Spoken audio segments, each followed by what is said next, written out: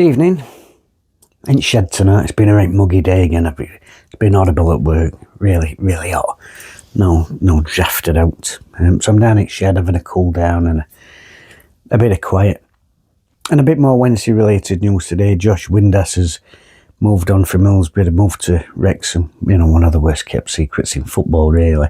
They've been touting after him all summer, you know, and back to Christmas, I think. I can't fault lad for going. Got a young family, you've got to do what's best for your family. And I understand that, and he goes with my best wishes, you know. He's given us some great moments, huge goals, no more so than the one in, you know, Wembley playoff final in injury time. Brilliant goal, diving header as well. I mean, I love a diving header. Probably my favourite type of goal, a diving header. So he goes with well wishes and, you know, 5 years of service.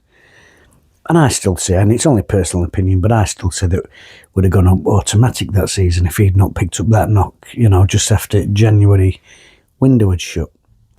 But what I can't get my head around, and I know this is a problem with me and not, you know, not Wrexham or Wednesday particularly, or even Josh Windass, whatever. I can't get my head around a player choosing to leave Sheffield Wednesday to go to Wrexham. Not because of the situations at both clubs, but because, like a lot of blokes of my age, I think I live in the past. I live in a time warp. You know, I still live in my head. You know, quoted a pair drops, white dog shit, Atlantic 252, and Sheffield Wednesday being a club that players would want to stay at. And in my head, like I said, because I live in a time warp, Wrexham are a third division club. And I have to get out of that way of thinking, because Wrexham, you know, with the investment that Reynolds and his mate have made, a club that's making real strides. And I think they've got a new stand coming at Racecourse Ground, haven't they? If they haven't already. Been work done on training ground as well. So they're a real forward-thinking club, and obviously he wants to push them as far as they can go. Signings like Windass will certainly help that. But even then, even with the investment that they've made and the journey, and I'm delighted for Wrexham fans, by the way, because every fan of every club wants to see their push to their maximum potential that they can achieve as a club. So, you know, can't fault that. I'm delighted for them. But even with them doing all that, a player choosing to leave Sheffield Wednesday to go to Wrexham, not only does it show how far Wrexham have come, which has been an incredible journey for them, it shows how far Sheffield Wednesday have fallen, doesn't it?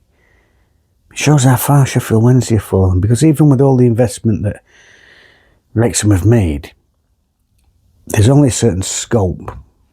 There's only so far you can go with that dream. There will be a limit to the potential.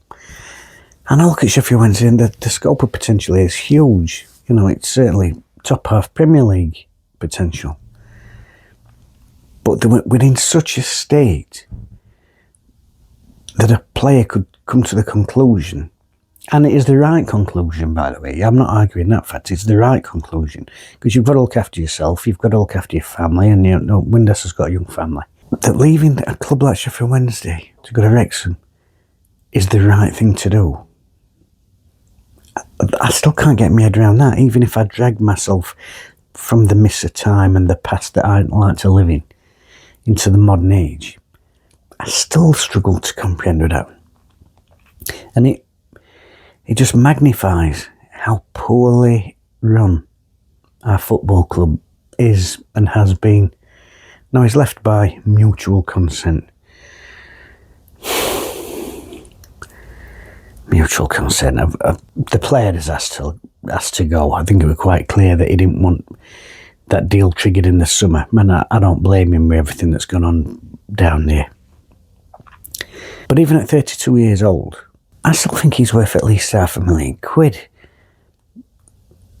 32 years old, consistent championship performer. I'd be wanting minimum 750 grand for him, genuinely. You know, and he's gone to Wrexham, and like I said, I wish him well, but it just shows how far we have fallen. And I'm going to have to get my head around this, you know, because we do live in a different age now. We live in an age where, you know, Bournemouth, Brentford are established Premier League teams.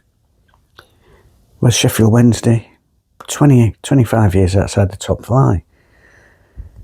And I've got to get used to this way of thinking that business models are different now in football. You cannot consider yourself to be a successful or even a big club because you've got a big cop. You cannot consider yourself to be a big club because you get a decent average attendance. Because it don't count for anything. It doesn't count for anything now. You've got to have a solid business plan.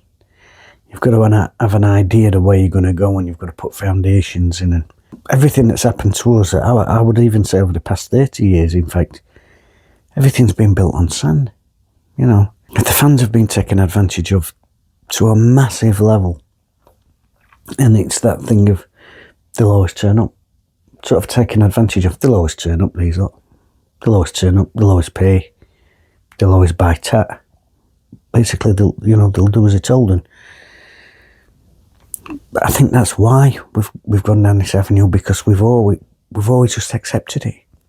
We've accepted it as a club, you know, because we want to turn up week in, week out and support the team. And like I said, people go to football for different reasons, but we've fallen. We've had 25 years down here, and now I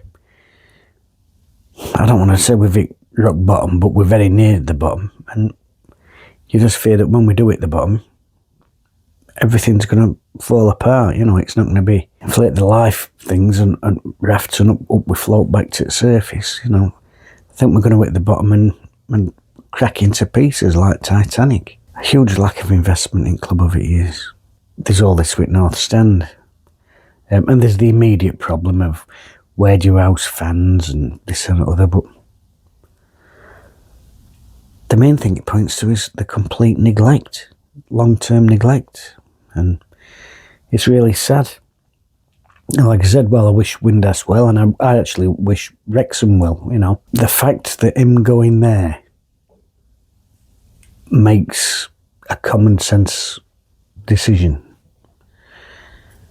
Says exactly where we are as a club, where they are a club, where we are in the scheme of football. And I just find it incredibly sad.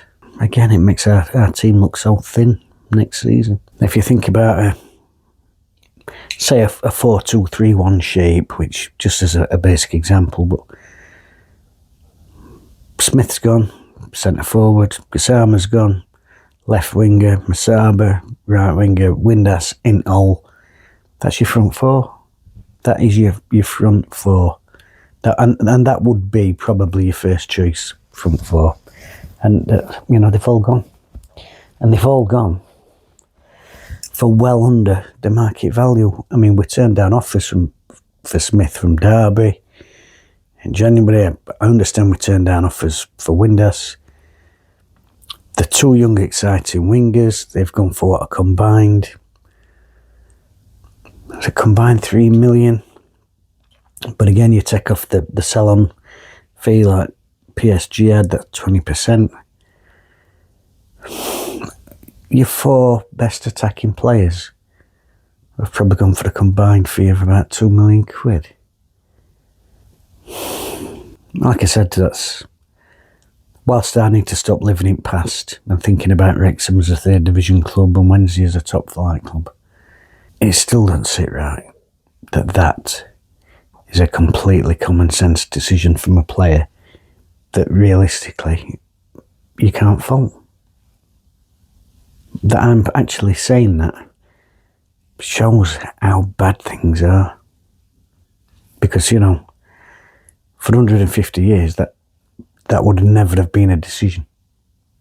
That would have never have been a decision.